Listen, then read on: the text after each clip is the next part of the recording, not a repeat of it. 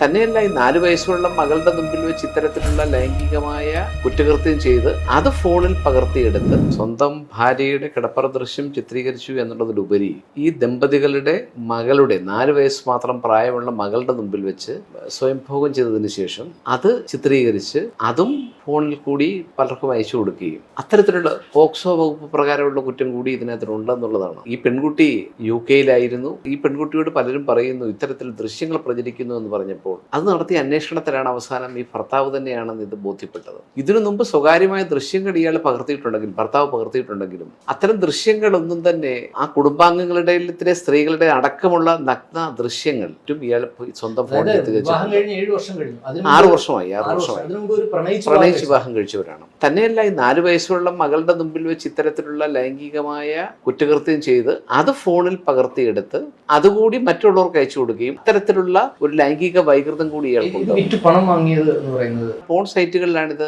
വിൽപ്പന നടത്തുന്ന സൈറ്റുകളിലാണിത് കാണപ്പെടുന്നത്. അപ്പോഴും ഈ പെൺകുട്ടി നമ്മുടെ സാധാരണഗതിയിൽ ഈ ദാമ്പത്യ ജീവിതത്തിനകത്ത് ചെറിയ അസ്വാരസ്യങ്ങൾ ഉണ്ടായാൽ പലപ്പോഴും വിവാഹമോചനത്തിലേക്ക് പോകും. അവിടെ ഇത് വലിയ ഗുരുതരമായ കുറ്റകൃത്യമായതുകൊണ്ട് അവിടെ നാട് കടത്തപ്പെടും അല്ലെങ്കിൽ ജയിലിലടയ്ക്കപ്പെടും. കാരണം നാട്ടിൽ വെച്ച് ചിത്രീകരിച്ച ദൃശ്യങ്ങളുണ്ട്, UK-യിൽ വെച്ച് ചിത്രീകരിച്ച ദൃശ്യങ്ങളുണ്ട്, ദുബൈയിൽ വെച്ച് പണ്ട് ദുബൈയിലുണ്ടായിരുന്ന സമയത്ത് ദൃശ്യങ്ങളുമുണ്ട്. ഈ പെൺകുട്ടി ഈ ഭർത്താവിനെയും കൊണ്ട് ഒരു സൈക്കോളജിക്കൽ കൗൺസിലിംഗിന് വേണ്ടി കൊല്ലത്തെത്തുകയും കൊല്ലത്തെ പ്രശസ്തനായ ഒരു സൈക്കോളജിസ്റ്റിനെ കാണുകയും ആ കൗൺസിലിംഗ് 2-3 ദിവസം അടുപ്പിച്ച് കൗൺസിലിംഗ് നടത്തുകയും ചെയ്തു. ഇയാൾ കൺഫസ് ചെയ്തു അവിടെ വെച്ച് ഇത്തരത്തിൽ സംഭവിച്ചു പോയി. ഈ കൗൺസിലിംഗിന് ശേഷം 2 ദിവസം ഇയാൾ മര്യാദയ്ക്ക് ഇരുന്നെങ്കിലും അടുത്ത ദിവസം വീണ്ടും ഈ കുട്ടിയുടെ മുമ്പിൽ വെച്ചു ഈ കുറ്റകൃത്യം. മാനസിക വൈകൃതമുള്ള ആളാണോ എന്ന് നമുക്ക് ഒരു അഭിഭാഷകൻ എന്നുള്ളതിൽ എനിക്ക് പറയാൻ പറ്റില്ല. പക്ഷേ ഈ അടുത്ത ദിവസം ഇവർ വിദേശത്തുനിന്ന് വന്നത് തന്നെ UK-യിൽ നിന്ന് വന്നത് തന്നെ ഈ മാസം 14-ാം തീയതിയാണ്. 17-ാം തീയതി ഈ പെൺകുട്ടിയെ വളരെ മൃഗീയമായി ഉപദ്രവിക്കുകയും ഈ പെൺകുട്ടി കൊല്ലത്തെ ഒരു സ്വകാര്യ ആശുപത്രിയിൽ പ്രവേശിക്കുകയും ഒരു സിവിൽ പോലീസ് ഓഫീസറായ ജൂനിയറായ ഒരു പോലീസ് കോൺസ്റ്റബിൾ മാത്രമാണ് ഇവരുടെ മൊഴി രേഖപ്പെടുത്തിയത്.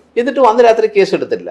പിറ്റേ ദിവസം ഇത് മനോരമ അടക്കമുള്ള മാധ്യമങ്ങൾ ബ്രേക്ക് ചെയ്തപ്പോഴാണ് പോലീസ് ഒരു അഡീഷണൽ SIയും വീണ്ടും ഈ CPIയും കൂടെ വന്ന് മൊഴിയെടുക്കുന്നത്. 2 ദിവസം മൊഴിയെടുക്കുമ്പോഴും ഈ പെൺകുട്ടി കൃത്യമായ ദൃശ്യങ്ങൾ അടക്കമുള്ളത് ഈ സൈറ്റുകളിൽ നിന്ന് ഡൗൺലോഡ് ചെയ്തത് ഇത് കംപ്ലീറ്റ് രേഖകൾ കാണിച്ചിട്ടും പോലീസ് ഒരു മെല്ലെപ്പോക്ക് സമീപനമായിരുന്നു. അതിനുശേഷം അന്ന് രാത്രിയോടുകൂടിയാണ് മറ്റു മാധ്യമങ്ങളെല്ലാം കൂടി വാർത്ത കൊടുത്തപ്പോൾ മാത്രമാണ് കേസെടുത്തത്. അപ്പോഴത്തേക്ക് ഈ പ്രതി രക്ഷപ്പെട്ടു പോകുന്ന ഒരു സാഹചര്യമാണ് ഉണ്ടായത്. പക്ഷെ അപ്പോഴും ഒരു പ്രശ്നം എന്ന് പറഞ്ഞാൽ ഇത്തരത്തിലുള്ള ദൃശ്യങ്ങൾ കാണിച്ചിട്ടും പോക്സോ വകുപ്പ് ഇതിനകത്ത് ഉൾപ്പെടുത്തിയില്ല. പ്രതി എന്ന് പറയുന്ന ആള് കൊല്ലത്തെ ഒരു പ്രധാനപ്പെട്ട രാഷ്ട്രീയ പാർട്ടിയുടെ ജനപ്രതിനിധിയുടെ മകനാണെന്നുള്ളതാണ് ഞെട്ടലുളവാക്കുന്നത്. അതും ഒരു പരിധിവരെ ചിലപ്പോൾ പോലീസിന് കാരണമായിരിക്കാം. പക്ഷെ ഇതുവരെ പോക്സോ വകുപ്പ് ഇന്നിപ്പോ പെൺകുട്ടി ഹൈക്കോടതി സമീപിക്കാൻ വേണ്ടി തീരുമാനിക്കുകയും ഇതുമായി ബന്ധപ്പെട്ട് മാധ്യമങ്ങളിൽ വാർത്ത വരുന്നതിനോട് പോലും താല്പര്യമില്ലായിരുന്ന പെൺകുട്ടി ഇന്ന് ആദ്യമായി 1-2 മാധ്യമങ്ങളുമായി ഇതിനെപ്പറ്റി തുറന്ന് സംസാരിക്കാനും തയ്യാറായി. ഇത് വളരെ ഞെട്ടലോടുകൂടി മാത്രമേ കാണാൻ പറ്റൂ.